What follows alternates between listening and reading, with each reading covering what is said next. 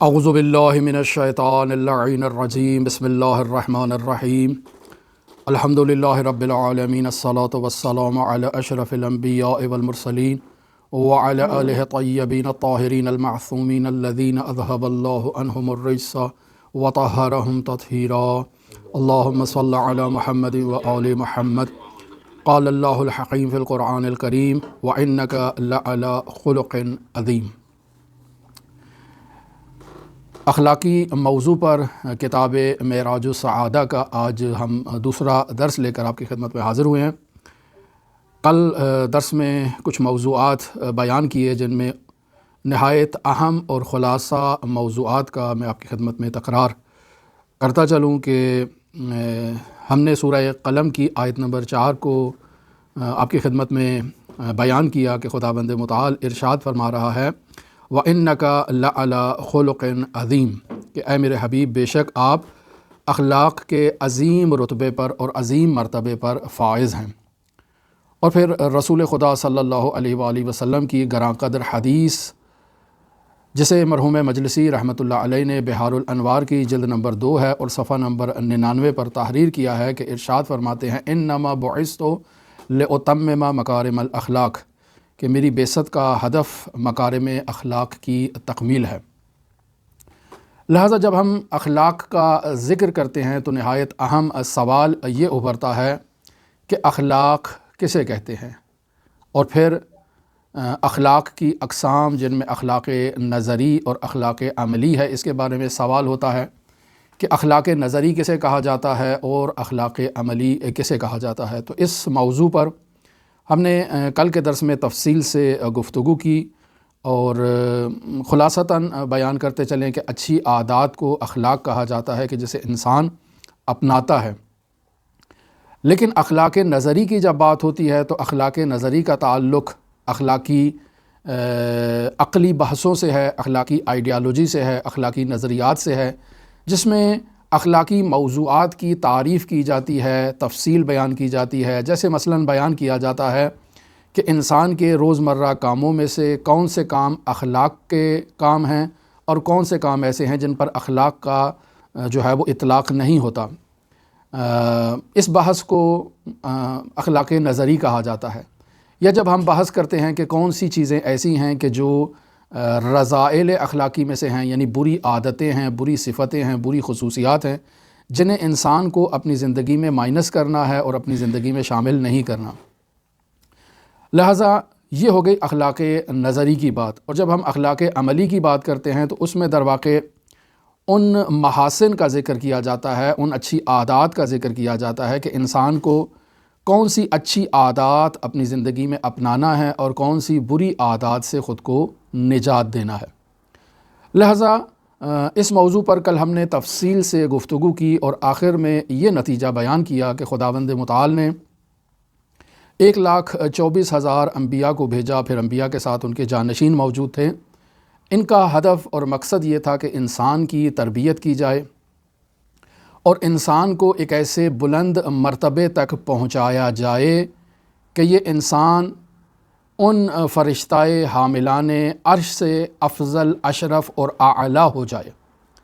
چونکہ یہ بات تو آپ تمام مؤمنین جانتے ہیں کہ انسان اشرف المخلوقات ہے، اللہ کی تمام مخلوقات میں انسان شرافت رکھتا ہے، افضلیت رکھتا ہے اور اسے مقام اشرف حاصل ہے۔ اب سوال یہ پیدا ہوتا ہے کہ اللہ کے وہ فرشتے کہ جن میں ملائکہ مقربین ہیں، ملائکہ کروبین ہیں، ملائکہ حاملان عرش ہیں، ان کا مقام بہت بلند ہے۔ مثلا حضرت جبرائیل، اب میں ایک عادی انسان، ایک عام انسان کیا کروں کہ میرا مقام جبرائیل سے افضل ہو جائے، میکائیل سے، اسرافیل سے افضل ہو جائے، عزرائیل سے افضل ہو جائے؟ کیا ایسی صفات مجھے اپنانا ہے کہ ملائکہ حاملان عرش سے میرا مقام بلند ہو جائے؟ پس بیان یہ ہوا کہ انبیاء کی بعثت کا بنیادی ہدف اور مقصد یہ ہے کہ انسان کو ایک عصمت نوعی عطا کرنا ہے کہ انسان اپنی زندگی میں اختیاراً ایسے افعال انجام دے کہ یہ انسان اختیاراً معصوم بن جائے۔ کیا ایسے ممکن ہے؟ کل جب ہم نے یہ گفتگو کی تو آخر گفتگو میں جو سوال ہوئے اس گفتگو سے متعلق میں ان سوالات کو بہتر انداز میں جو ہے وہ ایڈریس کرنے کی کوشش کرتا ہوں تاکہ کل کی گفتگو جامع ہو جائے۔ مثلا سوال یہ ہو سکتا ہے کہ کیا انسان معصوم ہو سکتا ہے؟ جبکہ قرآن مجید میں تو عصمت اہل بیت علیہم السلام کے ساتھ مخصوص ہے۔ دوسرے انداز میں سوال کو اس انداز میں بیان کیا جائے کہ اگر ہمارا جواب پازیٹیو ہو کہ انسان معصوم ہو سکتا ہے، تو پھر سوال یہ ہو سکتا ہے کہ اگر انسان معصوم ہو گیا تو پھر کیا وہ اہل بیت علیہم السلام کے مساوی ہو جائے گا؟ حضرات محمد و آل محمد بھی معصوم ہیں، یہ انسان بھی معصوم ہے، تو کیا یہ ایک ردیف میں آ گئے؟ کیا ایک جیسے ہو گئے؟ یہ ایک نہایت ہی اہم سوال ہے، اور بطور معمول ہمارے مؤمنین حضرات جب ایسی گفتگو کو سنتے ہیں یا ایسی بات ان کے ذہنوں میں آتی ہے یا کوئی ان تک پہنچاتا ہے تو فوراً ان کے ذہن میں ایسے ہی سوالات جنم لیتے ہیں، اور واقعاً جنم لینا بھی چاہیے، چونکہ اعتقادات کے موضوع پر ہم نہایت حساس ہیں اور ہرگز جو ہے وہ حضرات اہل بیت علیہم السلام کی شان میں گستاخی کو برداشت نہیں کر سکتے، تحمل نہیں کر سکتے، یا یہ نہیں تسلیم کر سکتے کہ کوئی شخص خود کو اہل بیت علیہم السلام سے اعلیٰ، اشرف اور عرفہ جو ہے وہ تصور کرے کہ میں اس مقام پر پہنچ جاؤں گا۔ لہٰذا یقینی بات ہے کہ یہ باتیں ہوتی ہیں، یہ سوالات ہوتے ہیں، اور سب سے اہم جو چیز ہمارے معاشرے میں رائج ہے حضرات اہل بیت علیہم السلام کی عصمت سے متعلق، ہم اہل بیت علیہم السلام کی عصمت کو غیر اختیاری تصور کرتے ہیں، یعنی عام معاشرے میں جو ہمارے افکار ہیں، جو ہمارے نظریات ہیں، وہ اسی قسم کے نظریات ہیں، اور اس کے پیچھے بھی ایک وجہ ہے، اور وہ وجہ وہی ہے کہ قرآن مجید میں جو آیہ تطہیر ہے اس سے ہم لوگ یہی استنباط کرتے ہیں کہ عصمت در واقع عصمت غیر اختیاریہ ہے۔ لہٰذا جب یہ بحث کھل جاتی ہے تو ہمیں ایک جرأت ملتی ہے کہ ہم اس موضوع پر سوال اٹھائیں کہ عصمت اختیاری کسے کہتے ہیں، عصمت غیر اختیاری کسے کہتے ہیں۔ یقینی بات ہے کہ جب یہ موضوع چھڑتا ہے اور عصمت اختیاریہ کی بات ہوتی ہے تو اس کے جواب میں یہ کہا جاتا ہے کہ انسان فاعل مختار ہے، خود اپنے ارادے سے، اپنے اختیار سے اپنے افعال کو انجام دیتا ہے۔ لہٰذا انسان کے فعل کی بنیاد جو ہے وہ انسان کا علم ہے۔ انسان کے پاس جب علم ہوتا ہے تو وہ اپنے علم کو معیار قرار دیتے ہوئے اپنے افعال کو، اپنے روزمرہ کاموں کو انجام دیتا ہے۔ جس قدر انسان کے علم الیقین کا مرتبہ اعلیٰ اور بلند ہوتا ہے، انسان سے وہ افعال صادر ہوتے ہیں، وہ کام انسان انجام دیتا ہے کہ جن کاموں سے انسان کو پاکیزہ کہا جاتا ہے، جس سے انسان کو یہ کہا جاتا ہے کہ یہ انسان خطا نہیں کر رہا، یہ انسان بالکل جو ہے وہ گویا کہ اب معصوم ہو چکا ہے۔ خوب،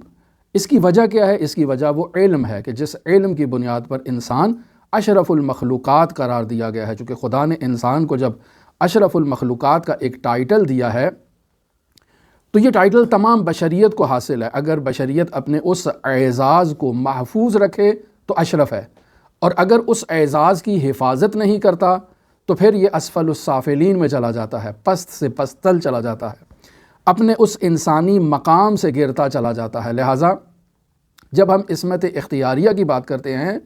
تو وہاں موضوع یہی ہے کہ خداوند متعال نے انسان کو قوہ عاقلہ مفکرہ عطا کی ہے، انسان کو عقل دی ہے، انسان سوچتا ہے، شعور رکھتا ہے،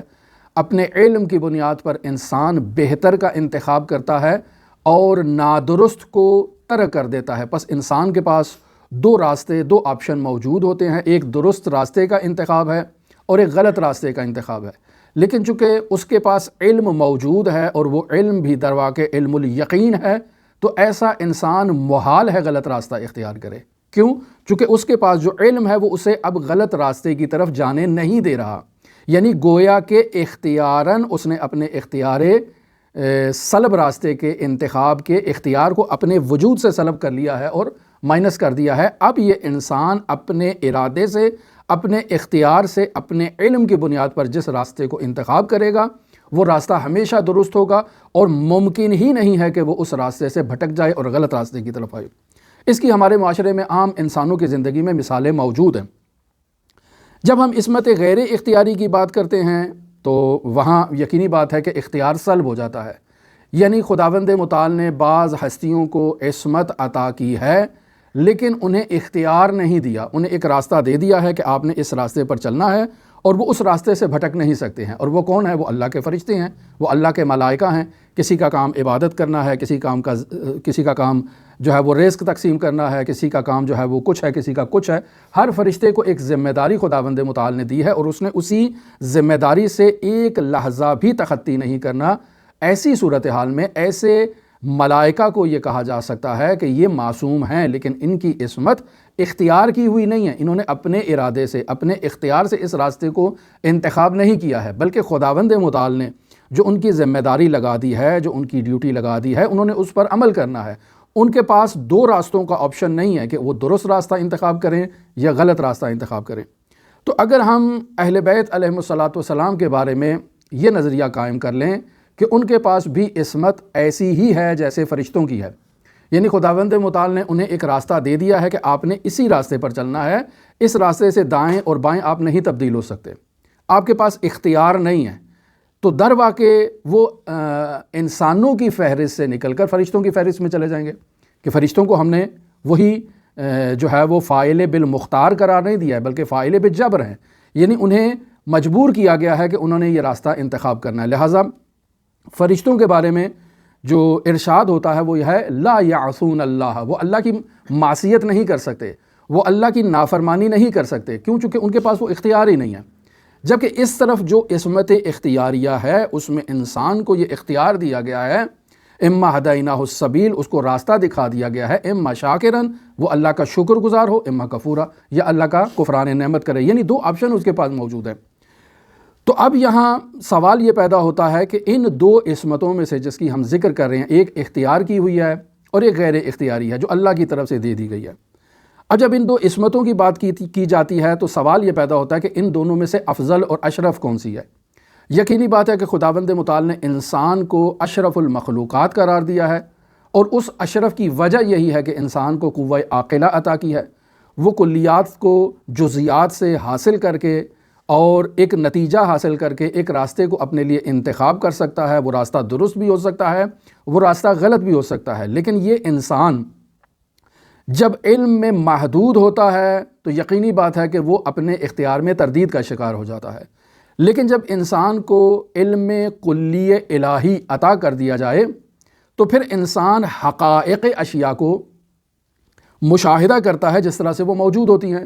لہٰذا ایسی صورت میں انسان اختیاراً غلط راستے کا انتخاب کر ہی نہیں سکتا ہے، اور یہ اس کے اپنے اختیار میں ہے، اس کو مجبور نہیں کیا گیا ہے، اس کے پاس ابھی بھی دو آپشن موجود ہیں، لیکن اس نے ان دو راستوں میں سے، دو آپشن میں سے ایک ہی راستے کو انتخاب کرنا ہے، اور وہ راستہ درست ہے۔ غلط راستے کو وہ انتخاب کر ہی نہیں سکتا اور اپنے اختیار سے نہیں کر سکتا، ایسا نہیں ہے کہ وہ مجبور ہے۔ لہٰذا یہ جو آیت خداوند متعال ارشاد فرماتا ہے کہ انما یرید اللہ لیذھب عنکم الرجس اہل البیت ویطہرکم تطہیرا، جسے آیت تطہیر کہا جاتا ہے، اس آیت سے اکثر عام طور پر لوگ یہی تصور کرتے ہیں کہ یہاں عصمت سے مراد جو ہے وہ عصمت غیر اختیاری ہے، چونکہ اللہ نے اہل بیت کو رجس سے پاکیزہ کر دیا ہے، ان کو رجس سے دور کر دیا ہے۔ اب جب رجس سے ان کو دور کر دیا ہے تو گویا کہ ان کے پاس اب اختیار کا آپشن نہیں ہے، انہیں دور کر دیا ہے اللہ نے، اب کوئی جو رجس ہے وہ ان کے قریب نہیں آ سکتی ہے۔ خوب جب ایسا ہے تو پس ان کی عصمت جو ہے وہ اختیاری نہیں ہے، وہ مجبور ہیں، گویا کہ اسی ملائکہ کے اور فرشتوں کی صف میں جا کر داخل ہو جاتے ہیں۔ لہٰذا یہاں مفسر عظیم الشان قرآن علامہ طباطبائی رحمۃ اللہ علیہ کا نظریہ جو فرماتے ہیں کہ الفیض الالہی لا ینافی الاختیار، یعنی اللہ اگر کوئی چیز عطا کر دیتا ہے، جیسے اللہ نے اہل بیت کو رجس سے دور کر دیا ہے، یہ ایک عطائے ربانی ہے، اللہ نے عطا کر دیا ہے، تو یہ اللہ کی عطا اختیار کو سلب نہیں کر رہی ہے، اختیار اپنی جگہ پر پھر بھی باقی ہے، چونکہ یہ اشرف کی اتم ترین اعلیٰ ترین مصداق ہیں کہ جن کی بدولت جو ہے وہ فرشتوں کو حکم دیا گیا کہ حضرت آدم علیہ نبینا و علیہ آلاف التحیت و ثنا کو سجدہ ریز ہوں۔ لہٰذا یہ اختیار کا ہونا یہ نہایت ہی ضروری ہے۔ میں اس کی ایک مثال دوں، البتہ اس طرح کی مثالیں بہت ہیں ہمارے معاشرے میں، مثال پست سے پست بھی دی جا سکتی ہے، اعلیٰ اور اشرف مثالیں بھی اسے بہتر تلاش کی جا سکتی ہیں۔ انسان اپنی روزمرہ زندگی میں اگر اس کا جائزہ لے تو بہت سی مثالیں انسان کو مل جاتی ہیں۔ مثلاً ایک چھوٹا سا بچہ ہے جو ابھی تازہ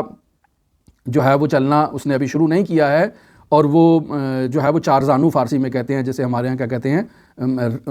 ریڑھنا کہتے ہیں، پتہ نہیں کرولنگ کرنا اس طرح کا کہتے ہیں، اس طرح کا ایک بچہ ہے۔ اس بچے کی عادت ہوتی ہے کہ جو چیز بھی اس کے ہاتھ میں آتی ہے یہ اس کو اٹھا کر منہ میں ڈال لیتا ہے۔ بطور معمول ہر انسان کے گھروں میں ایسے بچے ہوں گے یا انسان نے مشاہدہ کیے ہوں گے کہ وہ چیزوں کو اٹھا کر منہ میں ڈال لیتے ہیں۔ اب یہ بچہ ہے، اس کی والدہ اس کی جو اس کا پیمپر ہے اس کو تبدیل کرتی ہے، اٹھا کے سائڈ پہ رکھتی ہے، یہ بچہ فوراً اٹھا کر اس کو منہ میں ڈال لیتا ہے، حالانکہ وہ چیز نجس ہے، وہ گندگی ہے، وہ ناپاک چیز ہے، لیکن اس بچے کو تو اس کا ادراک و شعور نہیں ہے۔ یہ اس کو اٹھا کے منہ میں ڈالنے کی کوشش کرتا ہے، فوراً اس کی ماں آگے سے جو ہے وہ بڑھتی ہے، اس کے ہاتھ سے لے لیتی ہے، اس کو سمجھاتی ہے کہ بیٹا یہ چیز منہ میں ڈالنے والی نہیں ہے، یہ پھینکنے والی ہے، یہ گندگی ہے، یہ ناپاکی ہے۔ اب بچے کو سمجھایا جاتا ہے، ایک سٹیج ایسی آ جاتی ہے کہ بچے میں اس چیز کے بارے میں نسبتاً شعور کامل آ جاتا ہے۔ اب یہ اس قدر اس کی رجس کے اور اس کی ناپاکی کے بارے میں اسے عین الیقین حاصل ہو جاتا ہے کہ یہ ہرگز اس کو ہاتھ لگانے کے لیے تیار نہیں ہے، چہ رسد کہ اس کو اٹھا کر اپنے منہ میں ڈال لے۔ یہی بچہ تھا کہ جو ایک لمحہ اس کا ایسے تھا کہ یہ اسے منہ میں ڈالنے کے لیے تیار تھا، لیکن اب وہ اس چیز سے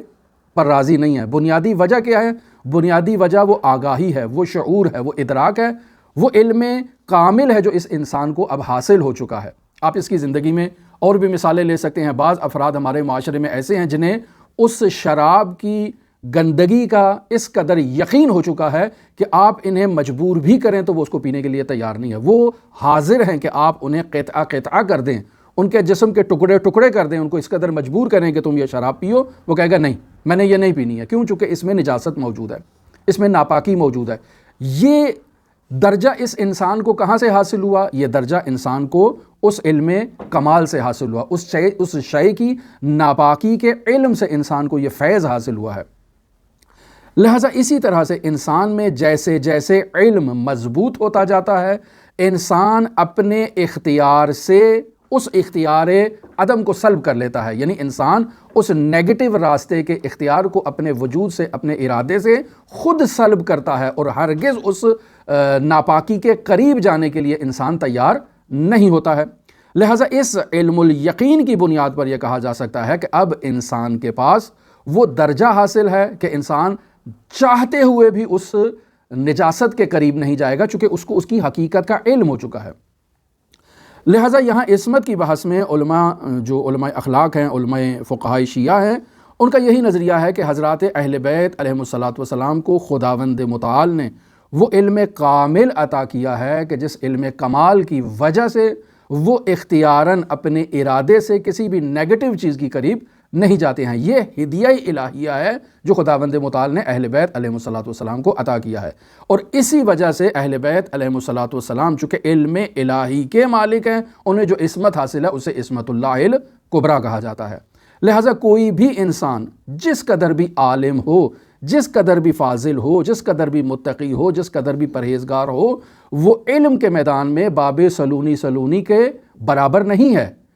وہ انبیاء کے برابر نہیں ہے۔ انسان کوشش کر کے اپنی محنت سے، اپنی جدوجہد سے آگے قدم بڑھا سکتا ہے، کمالات کی منازل کو طے کر سکتا ہے، علم میں بلندیوں تک پہنچ سکتا ہے، اپنے ارادے اور اختیار سے اس نیگیٹو کام کو اپنے وجود سے سلب کرتے ہوئے عصمت جو ہے وہ اختیاری کو حاصل کر سکتا ہے، لیکن اپنی جو وجودی ظرفیت ہے اس کے مطابق، اسے بڑھ کے نہیں۔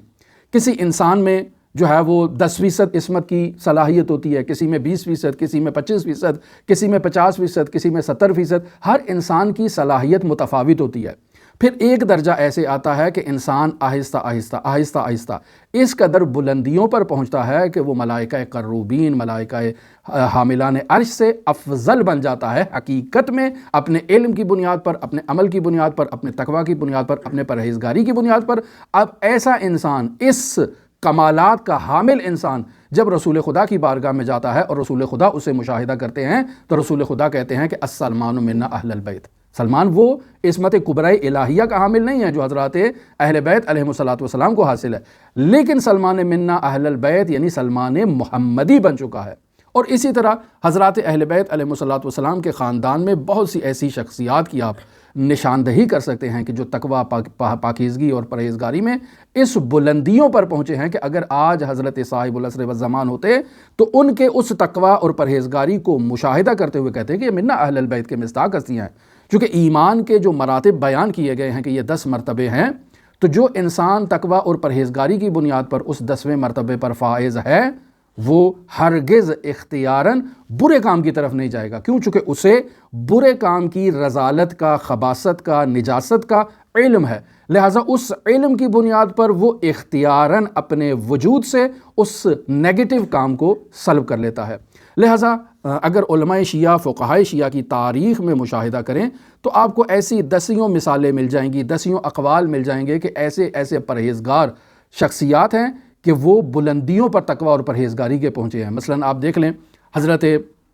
ابی الفضل العباس کی مثال لے لیں، حضرت زینب کبریٰ کی مثال لے لیں، حضرت ام کلثوم کی مثال لے لیں، یہ وہ 14 معصومین میں شامل نہیں ہے۔ حضرت فاطمہ معصومہ کی مثال لے لیں۔ ایسے افراد کو تعالی تلو معصوم کہا جاتا ہے کہ جو علم کی بنیاد پر اہل بیت کے دروازے میں تربیت حاصل کرنے کی بنیاد پر ان سے مکارم اخلاق جو انہوں نے لیے ہیں، بعثت لأتمم مکارم الاخلاق، رسول خدا کی بعثت کا ہدف مکارم اخلاق کی تکمیل ہے۔ تو اب ہم اگر کہیں کہ مکارم اخلاق میں انسان اس مرتبے پر نہیں پہنچ سکتا تو پھر اس کا مطلب ہے تکمیل نہیں ہو سکتی ہے، رسول خدا کی بعثت عبث ہے، کامیاب نہیں ہے اس میں۔ لیکن رسول خدا نے تعلیمات پہنچائی ہیں اور ان تعلیمات کے نتیجے میں جس انسان نے اس پر عمل کیا ہے اور قال الصادق و قال الباقر کا عملی مجسمہ بنا ہے، اسے ایک نسبی عصمت حاصل ہے۔ اسی وجہ سے کہا جاتا ہے کہ عصمت مقولہ تشکیک سے ہے، کسی میں 10% ہے، کسی میں 5% ہے، کسی میں 4% ہے، کسی میں 1% ہے، اور عصمت اللہ الکبریٰ کی مصداق ہستیاں حضرات اہل بیت علیہم الصلاۃ والسلام ہیں، اور ان کا وظیفہ یہ ہے کہ ہر انسان کا ہاتھ تھامے اور اسے اللہ کی بارگاہ میں اوپر صعود عطا کریں، اسے بلندیوں کی طرف لے جائیں۔ لہٰذا اسی وجہ سے حضرات اہل بیت کے کلام میں دیکھ لیں کہ فَإِنَّ النَّاسَ لَوْ عَلِمُوا مَحَاسِنَ کَلَامِنَا لَاتَّبَعُونَا، اگر انسانوں کو ہمارے کلام کی خوبصورتی کا علم ہو جائے تو ہماری پیروی کریں گے، وہ لحظہ بھر بھی حاضر نہیں ہوں گے کہ اہل بیت کے راستے سے تخطی کریں۔ اب یہاں آپ کہیں کہ انسان کو اختیار نہیں ہے، نہیں، اختیار ہے، لیکن اس نے اپنے اس اختیار کو اپنے وجود سے، اپنے علم، اپنے تقوی، اپنے پرہیزگاری کی بنیاد پر اپنے وجود سے اس اختیار عدم کو خود سلب کیا ہے، خود نیگیٹو کام کے پیچھے نہیں جائے گا۔ لہٰذا یہاں تک تو وہ گزشتہ کل کے موضوع پر متعلق سوال ہے جو ہے وہ اس کا جواب۔ اب ہم واپس لوٹتے ہیں اپنے موضوع کے اوپر اور مختصراً بیان کرتے ہیں اخلاقی کتابوں کا تعارف، چونکہ ہم جس کتاب کا آغاز کر رہے ہیں اس کتاب کو معراج السعادہ کہا جاتا ہے۔ اگر ہم علم اخلاق میں رجوع کریں تو علم اخلاق میں ہمارے پاس پہلے تو یہی جناب خاتم الانبیاء محمد مصطفیٰ کی احادیث ہیں، قرآن مجید کی آیات ہیں، یہ اخلاقی پہلو ہیں جو قرآن و اطرت کے اندر بیان ہو چکے ہیں۔ لیکن اگر ہم 5ویں صدی ہجری میں رجوع کرتے ہیں تو احمد بن محمد بن یعقوب مسقوی، یہ شخصیت جنہیں ابن مسقوی کہا جاتا ہے، انہوں نے جو ہے وہ فلسفہ ارسطو سے اخلاقیات کو اخذ کیا اور اسے قرآن و اطرت پر تطبیق دیتے ہوئے ایک کتاب تحریر کی جس کا نام تھا تہذیب الاخلاق و تطہیر الاعراق۔ یہ کتاب عربی زبان میں جو ہے وہ تحریر کی گئی اور اس میں جو ہے وہ بنیاد یہ ہے کہ انسان کی فطرت کی جڑ کو اور انسان کے باطن کی جڑ کو جو ہے وہ اخلاقی آلودگیوں سے پاکیزہ کرنا ہے۔ لہٰذا انسان کو علم دیا جائے، آگاہی دی جائے، شعور دیا جائے کہ وہ خود سے اپنے باطن کی صفائی کرے، جتنی گندگی موجود ہے، جتنی رذالت خباثت انسان کے اندر موجود ہے، انسان اس کو اپنے ہاتھ سے صاف کر کے خود کو پاکیزہ کرے۔ اب جب انسان نے پاکیزہ کر لیا، اب اس میں فضائل اخلاقی کو شامل کرے جو روایات میں قرآن و اطرت میں بیان ہوئے ہیں، تو اس کے نتیجے میں انسان جو ہے وہ ایک اخلاق کا مجسمہ بن سکتا ہے۔ لہٰذا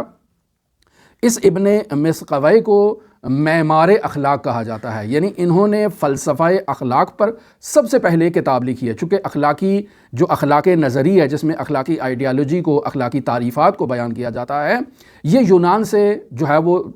ترجمہ ہو کر اسلامی سرزمین میں داخل ہوا، اور فلسفہ ایک بہت وسیع علم ہے کہ جس میں بہت ساری چیزیں، بہت سے شاخے شامل ہو جاتے ہیں، حتیٰ یہ میوزک جو ہے یہ بھی فلسفے کی اقسام میں سے ایک جو ہے وہ اس میں شامل ہو جاتا ہے، منطق اس کی اقسام میں سے ہے، یہی جو فلسفہ آج کل سائیکالوجی کی صورت میں پڑھایا جاتا ہے یہ اس کی اقسام میں سے ہے، اور انہی اقسام میں سے ایک قسم جو ہے وہ اخلاقیات ہے کہ انسان کی خلق کو، انسان کی جو عادتیں ہیں ان کو کیسے بری عادت سے پازیٹیو عادت میں تبدیل کیا جائے۔ لہٰذا ابن مسقوی نے اس فلسفہ یونان کا مطالعہ کیا اور اس کے اندر جتنی بھی باتیں موجود تھیں ان کو قرآن و اطرت پر تطبیق کرتے ہوئے، قرآن و اطرت کے سامنے پیش کرتے ہوئے ایک مضمون جو ہے وہ نیا مسودہ تیار کیا جس کا نام تہذیب الاخلاق رکھا و تطہیر الاعراق۔ اس کتاب کا بنیادی مقصد یہ تھا کہ انسان کو اخلاقی آلودگیوں سے پہلے آگاہی دینا ہے، اور پھر جب انسان کو آگاہی حاصل ہو جائے تو انسان خود کو پاکیزہ کرے۔ بس اس شخصیت کا نہایت عمدہ کارنامہ یہ تھا کہ انہوں نے اخلاق نظری کو قرآن و اطرت کے ساتھ مطابقت دیا، وفق دیا اور لوگوں کے سامنے پیش کر دیا۔ آج سے پہلے جتنے لوگ بھی اخلاقیات کو پڑھتے تھے وہ قرآن و سنت سے پڑھتے تھے، لیکن اب ان کے پاس ہر چیز کی جو تعریف ہے وہ موجود ہے، اور وہ قرآن و سنت سے موجود ہے۔ چونکہ ایک تعریف ہے اور اس تعریف کے ساتھ قرآنی آیت موجود ہے، حدیث موجود ہے، جو بیان کر رہے ہیں کہ یہ جو فلسفہ یونان سے ہم چیز دیکھ رہے ہیں یہ یونان کی خاصیت نہیں ہے، یہ حقیقت میں الہی تعلیمات ہیں جو اس زمانے میں انبیاء نے اس یونان کی قوم کو دی تھی۔ اب یہ ہمارے خاتم الانبیاء نے بھی جو ہمیں مکارم اخلاق کی تکمیل کے لیے جن کی بعثت ہوئی ہے، انہوں نے بھی یہ چیزیں بیان کی ہیں، اور ان کے مکارم اخلاق میں یہ چیز اس طرح سے ہے، لہٰذا ہر چیز کی تفصیل اسی طرح سے ہے۔ پھر ہم آتے ہیں 5ویں صدی ہجری میں۔ محمد غزالی نامی شخصیت ہیں، بہت معروف ہیں، جنہیں امام غزالی کہا جاتا ہے۔ انہوں نے اسی کتاب تہذیب الاخلاق و تطہیر الاعراق، اس کتاب کو جو ہے وہ اس کا مطالعہ کیا اور ایک نئی کتاب تحریر کی جس کا نام تھا احیاء علوم الدین، یعنی علوم دین کو زندہ کرنا، احیاء کرنا۔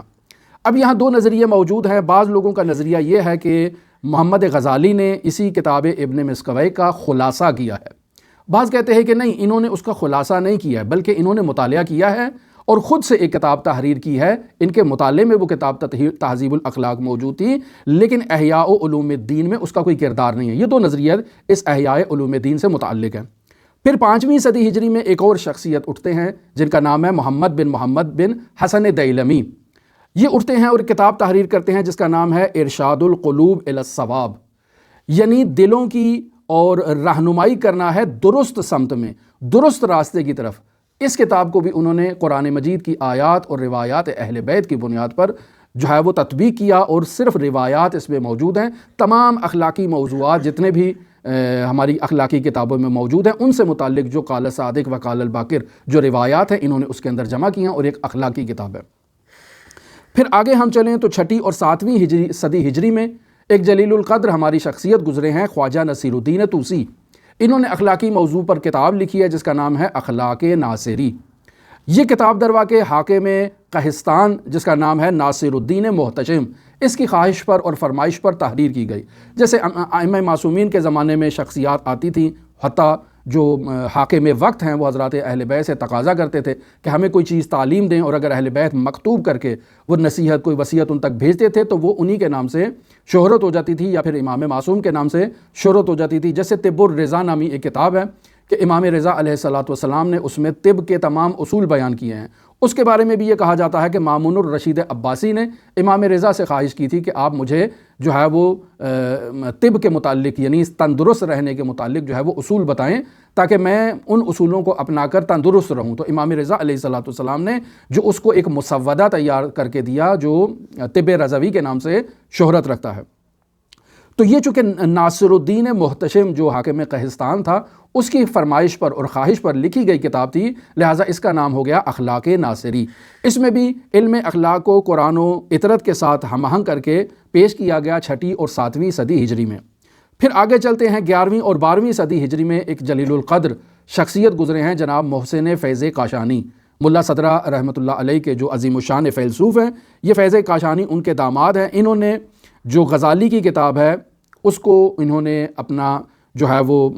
بنیاد قرار دی ہے، اور انہوں نے اس کے اوپر ایک کتاب تحریر کی ہے جس کا نام ہے المحجۃ البیضاء فی احیاء الاحیاء،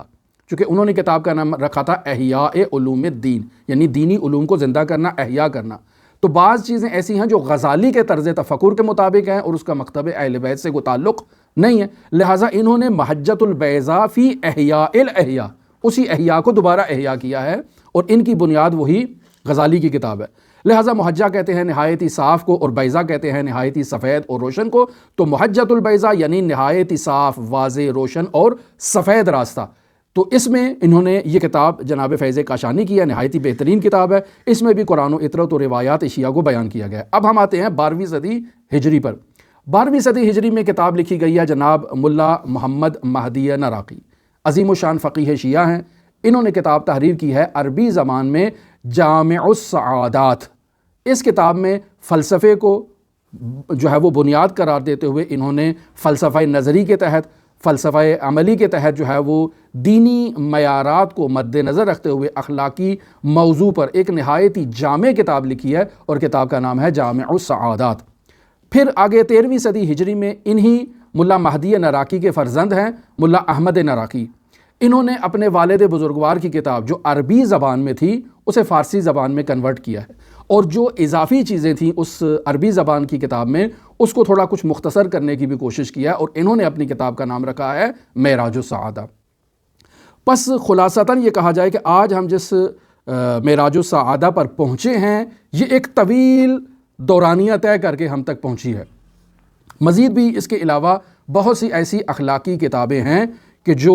جن کا ابھی ہم یہاں تعارف نہیں کروا رہے، لیکن لب مطلب یہ ہے کہ وہ تمام کتابیں جتنی بھی اخلاقی کتابیں ہیں وہ انہی امہات سے فیض یاب ہوئی ہیں، انہی کتابوں سے انہوں نے فیض حاصل کیا ہے، اور پھر آگے اخلاقی کتابیں جو ہے وہ تحریر کی ہیں۔ بس خلاصتاً یہ کہا جائے کہ جامع السعادات جو ایک نہایت ہی جامع کتاب ہے، اور معراج السعادہ کہ جو اسی کا فارسی جو ہے وہ ایڈیشن ہے، اور پھر یہ جو ہم مختصر اس کا پیش کر رہے ہیں آپ کی خدمت میں، ان تمام کے اندر جو ہے وہ نفس کی معرفت کو اور نفسانی قوتوں کی جو معرفت ہے اس پر انہوں نے تفصیل سے بحث کی ہے، چونکہ انسان جب تک خود شناسی نہیں کرے گا، جب تک انسان خود کو نہیں پہچانے گا، فضائل اخلاقی سے خود کو آراستہ نہیں کرے گا اور رذائل اخلاقی سے خود کو دور نہیں کرے گا، لہٰذا جتنی بھی اس کتاب کے اندر بحث کی گئی ہے وہ قرآن و اطرت سے تائید شدہ ہے اور اسے تائید حاصل ہے، اور اس کا مقصد یہی ہے کہ انسان کے نفس کو فضائل اخلاقی سے آراستہ کیا جائے اور رذائل اخلاقی سے انسان کو پاکیزہ کیا جائے، اور اگر اس ہدف میں انسان کامیاب ہو جائے تو انسان عصمت نسبی حاصل کر لے گا، اسی مقولہ تشکیک سے، کسی میں 2% ہے، کسی میں 4% ہے، کسی میں 5% ہے، کسی میں 10% ہے، اور بعض افراد ایسے ہیں کہ جو تالی تل و معصوم ہو جاتے ہیں اور بہت ہی کمالات اور فضائل کے حامل ہوتے ہیں۔ یہ خلاصہ گفتگو ہے کل کے موضوع کا اور آج کا درس ہے۔ ہماری دعا ہے کہ خداوند متعال ہمیں اخلاق اہل بیت علیہم الصلاۃ والسلام سے فیض یاب کرے۔ دعا گو ہیں خداوند متعال دینی علوم کو ہمیں حاصل کرنے کی توفیق عطا فرمائے، معارف الہیہ کو سمجھنے کی اور ان پر عمل کرنے کی ہمیں توفیق عطا فرمائے، اور سب سے اہم بحث ہمیں تنگ نظری سے نجات عطا فرمائے، چونکہ بہت سی معارف الہیہ ہیں کہ ہمارے سامنے جب ہماری جو سوچ ہے اس میں جب تنگی آ جاتی ہے تو وہ درواقع ہمارا راستہ بند کر دیتی ہے کہ ہم ان کے بارے میں اصلاً سوچ ہی نہیں سکتے ہیں، گفتگو ہی نہیں کر سکتے ہیں۔ تو خداوند متعال ہمارے لیے ایک ایسے افق کو ایجاد کرے کہ ہم معارف الہیہ کو جیسے ہیں اس طرح سے پہچانیں، اور اس میں معیار کیا ہونا چاہیے عزیزان محترم؟ معیار ہمارے وہ مکتب اہل بیت علیہم الصلاۃ والسلام کے مستند شیعہ علماء معیار ہونے چاہیے کہ جنہوں نے اپنی زندگی کو حضرات اہل بیت علیہم الصلاۃ والسلام کی تعلیمات میں فنا کر دیا ہے، اور اب اہل بیت کی تعلیمات کا عملی مجسمہ بن کر وہ معاشرے میں ابھرے ہیں اور قال صادق و قال الباقر کا پرچار کر رہے ہیں۔ لہٰذا علماء شیعہ، فقہائے شیعہ کی بات کو جو ہے وہ معیار قرار دینا چاہیے، اگر وہاں پہ اختلاف بھی موجود ہو تو اختلاف کو بنحو احسن پیش کرنا چاہیے، گفتگو کرنا چاہیے ایک علمی ماحول میں۔ لہٰذا دعا گو ہیں خداوند متعال منجی عالم بشریت حضرت صاحب العصر صاحب الامر صاحب الزمان کے ظہور میں تعجیل فرمائے، اور ہمیں حضرت کے اصحاب و آبان و انصار کی فہرست میں شمار فرمائے۔ اللہم صلی علی محمد و آل محمد وعجل فرج قائم آل محمد۔